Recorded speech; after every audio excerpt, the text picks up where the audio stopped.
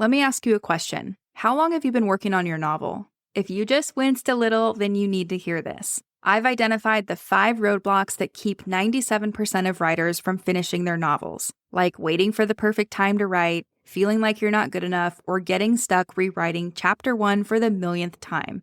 Sound familiar? I've put together a free guide that shows you exactly what's stopping you and what to do about it. Grab it at savannahgilbo.com/roadblocks. One more time, that's savannahgilbo.com/roadblocks. If you're waiting around to find the time to write your novel, you are going to be waiting forever, okay? And it's not because you're lazy. It's not because you're not meant to be a writer or anything like that. It's because finding time is a myth that keeps you safe from the vulnerable act of actually writing. And the writers who go on to finish their novels, they don't have more time than you. They don't have fewer responsibilities, easier lives, or any kind of magical productivity powers. They've just stopped looking for time, and they've started making choices about the limited time they do have. Welcome to the Fiction Writing Made Easy podcast. My name is Savannah Gilbo, and I'm here to help you write a story that works. I want to prove to you that writing a novel doesn't have to be overwhelming. So each week, I'll bring you a brand new episode with simple, actionable, and step-by-step strategies that you can implement in your writing right away. So whether you're brand new to writing or more of a seasoned author looking to improve your craft, this podcast is for you. So pick up a pen and let's get started. In today's episode, we're talking about why finding time to write actually makes it harder to finish your novel and what to do instead. Now, I want you to picture this scene with me. It's Sunday night, you've got your planner open, and you're feeling that surge of determination. This is going to be the week you finally make real progress on your novel. So you start blocking out your schedule. You've got 2 hours every morning from 5 to 7, an hour during lunch, and another 2 hours after the kids go to bed. You do the math, and that's 5 hours a day, which is 35 hours this week alone that you're going to dedicate to your writing. By Friday, you estimate that you'll have written thousands of words. Then fast forward to Monday morning, your alarm wakes you up at 4:45 and you hit snooze. Tuesday, you actually manage to drag yourself to your desk, but you spend the entire 2 hours staring at a blank page, completely frozen by the pressure of your quote-unquote precious writing time. By Wednesday, you're just too tired to write. And then Thursday becomes a catch-up day for all the life stuff you've been neglecting all week. Friday arrives and you've written exactly 0 words. Sound familiar? Well, here's the thing, and this might sting a little, but you're not struggling to write because you don't have enough time to write. You're struggling to write because you're trying to find time instead of making intentional choices about the time you already have. And if you're feeling called out already and you want to jump straight into the solutions, I created a free time management guide with 5 specific strategies to help you work with your actual life and time instead of against it. Just head to the show notes or savannahgilbo.com/time to grab it. But stick around because we're going to talk about why your brain actually prefers this excuse of not having enough time to write. So let me share something I've noticed after working with hundreds of aspiring writers. The ones who complain the most about having no time to write, they're often the same ones who spend hours researching the perfect writing software. They spend hours reading endless blog posts and listening to endless podcast episodes about writing, and yes, I see the irony there. They create these elaborate character questionnaires they never actually finish. They outline and re-outline without ever writing actual scenes. And they scroll through Instagram or Pinterest for quote-unquote inspiration. And here's what's really happening. They're not struggling with time. They're struggling with fear disguised as a time management problem. Think about it like this. When you say, I need to find time to write, what you're really saying is that writing isn't currently a priority. And if that's true, that's okay. But let's at least call it what it is, right? And the reason I say this is because when you say you need to find time to write, finding time implies that time is out there hiding somewhere, like it's lost keys under your couch cushions. If you just search hard enough, reorganize your schedule one more time, or discover that one magical productivity hack, then suddenly these blocks of writing time will just magically appear. But time doesn't work that way, right? Time isn't just found. Now, your brain is incredibly clever. It knows that saying, I don't have time is a socially acceptable excuse that not many people are going to challenge. I mean, after all, we are all busy people, right? We have responsibilities, obligations, packed calendars, you name it. But when writers say, I don't have time, it's often code for a deeper truth. So something like, I'm afraid to start writing because I might fail if I do. Or I'm overwhelmed and I don't know where to begin. I don't know what to do first, second, and third. Or I'm scared my writing won't be good enough. What if I finish and it's just terrible? Or maybe I don't trust myself to follow through on something if I start it. Or maybe I'm worried about what others will think. Like, what happens if I actually finish it and then I have to share it with other people and it's really bad, right? There's so many types of fear that come up when we're trying to do something like write a novel. And so when you believe you need to find these huge blocks of time before you can write, you're basically giving your fear the perfect hiding place. Because let's be honest, it's so much easier to say, oh yeah, I'll write when I have more time, than it is to admit that you're terrified of putting words on the page because they might actually suck, right? Well, here's where it gets interesting, and this is something I've noticed a lot. Sometimes when writers say, I don't have time, what they really mean is, I don't know what to do with the time I have. So picture this. You've managed to carve out that precious hour to write. You sit at your desk. You've got, let's say, 76,000 words left to complete your novel. But instead of writing, you completely freeze up. And then questions start swirling around in your head. Should I work on that problematic chapter 3? Should I skip ahead to the scene I'm really excited about? Oh wait, do I need to figure out my magic system before I start writing? Maybe I should reread what I wrote last week. That's probably a better place to start. Actually, maybe I should outline the next few chapters first. And so on and so on. And then before you know it, half of your writing time is gone because it's been completely consumed by decision paralysis.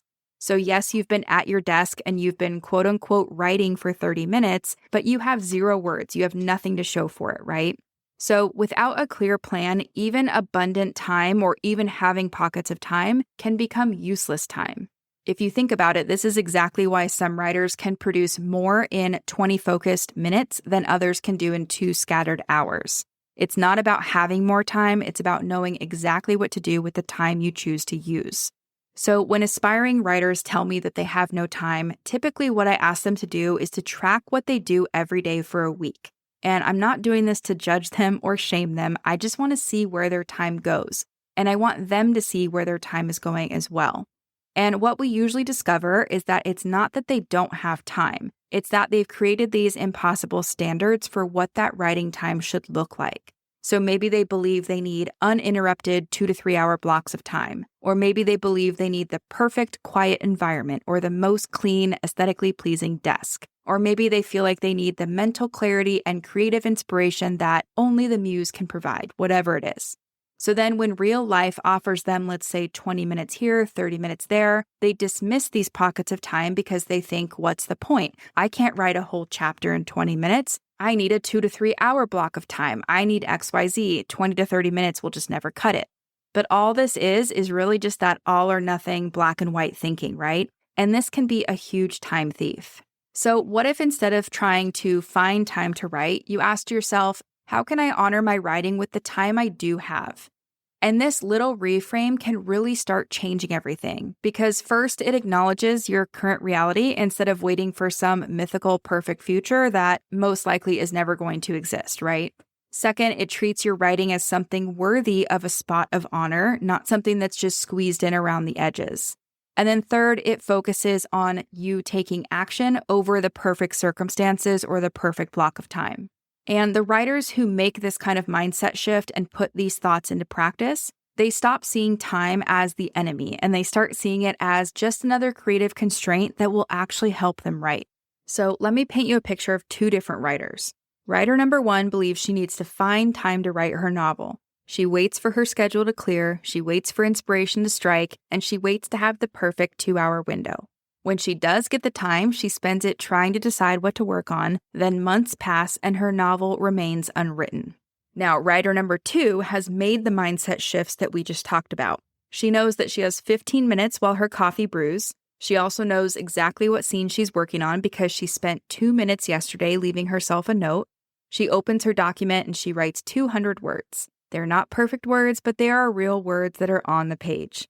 After a week, those 15-minute sessions add up to about 1,500 words. And then in a year, she's written enough to have a full novel, right? So can you see the difference? The difference isn't necessarily time. It's about choice, how you'll use that time, and it's about preparation, how you'll get yourself ready to use that time as wisely as possible. All right, now I know we just talked a lot about mindset stuff and about time management and shifting our mindset around time, but I want to also provide you with some strategies so you can actually implement this new way of thinking. And I have 3 strategies I'm going to share with you. So number 1 is tracking your time for, let's say, 1 week. For 1 week, I want you to notice every time you think to yourself, I don't have time to write, or I wish I had more time to write. And then I want you to think about what you've been doing that day or that hour, whatever it is, and ask yourself, what did I choose to do with my time instead? And the goal is not to judge yourself or feel bad or anything. The goal is really just about awareness. So I want you to see what you're spending your time doing, and you might discover that you had more time than you thought. You just spent it differently than you would have liked to. All right, so that's strategy number 1. Strategy number 2 is to think about your minimum viable writing session. So I want you to decide on the smallest amount of writing time that quote unquote counts. Maybe for you it's 10 minutes, maybe it's 5. The goal is to make it a small amount of time so that you can't use the I don't have time excuse. I think most of us can find 5 to 10 minutes, and so the question becomes, are you going to choose to use those 5 to 10 minutes or not? All right, so decide on a minimum viable writing session. I recommend 5 to 10 minutes, and just see what you do with those 5 to 10 minutes that you set aside. And that's strategy number 2. Strategy number 3 is to leave yourself a note at the end of each writing session. So no matter how long or short your writing sessions are, I want you to leave yourself a note at the end of it about what you want to do next or about what comes next. So something like, tomorrow I'm going to write the scene where Sarah discovers the letter from her mother, or tomorrow I'm going to write chapter 7, whatever it is.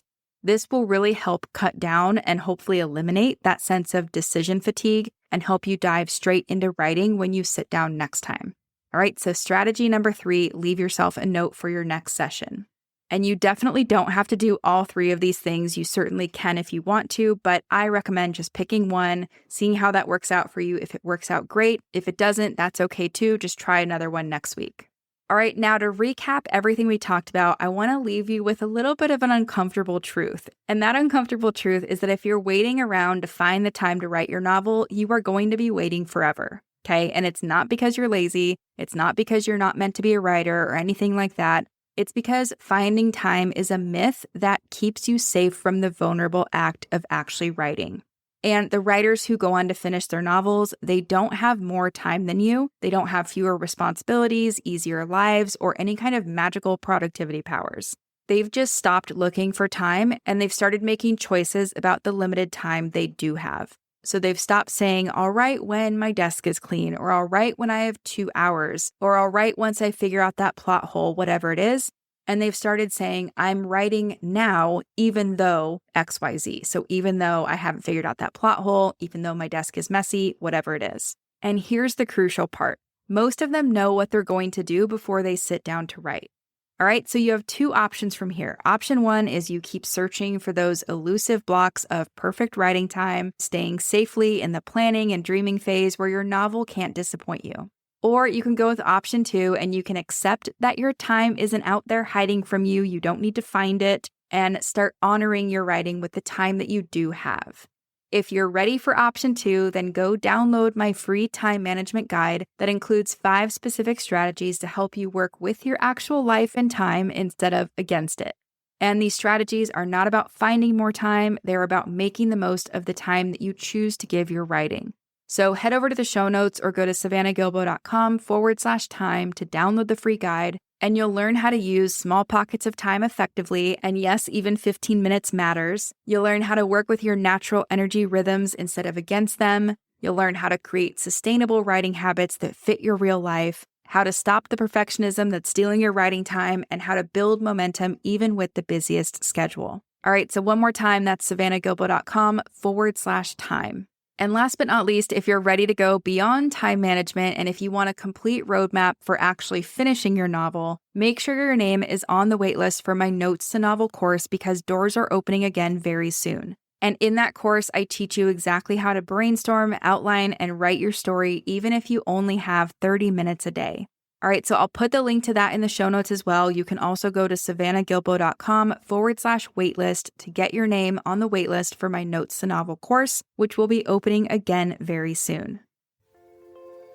All right, so that's it for this episode of the Fiction Writing Made Easy podcast. Head over to savannahgilbo.com/podcast for the complete show notes, including the resources I mentioned today, as well as bonus materials to help you implement what you've learned. And if you're ready to get more personalized guidance for your specific writing stage, whether you're just starting out, stuck somewhere in the middle of a draft, drowning in revisions, or getting ready to publish, take my free 30-second quiz at savannahgilbo.com/quiz. You'll get a customized podcast playlist that'll meet you right where you're at and help you get to your next big milestone. Last but not least, make sure to follow this podcast in your podcast player of choice, because I'll be back next week with another episode full of actionable tips, tools, and strategies to help you become a better writer. Until then, happy writing.